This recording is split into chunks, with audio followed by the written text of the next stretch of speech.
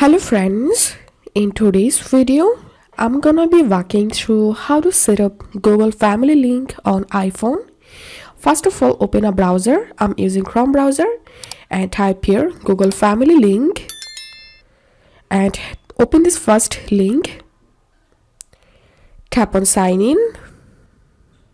Select here your Gmail account and then tap on invite family member and type your family member name or email address, and that's how you will be able to add your family members to the group. And then tap on send, then tap on go to family group. So as you can see, I've successfully created a family group link. If this video helped you, give a thumbs up and please consider subscribe to 5 Minute Solution.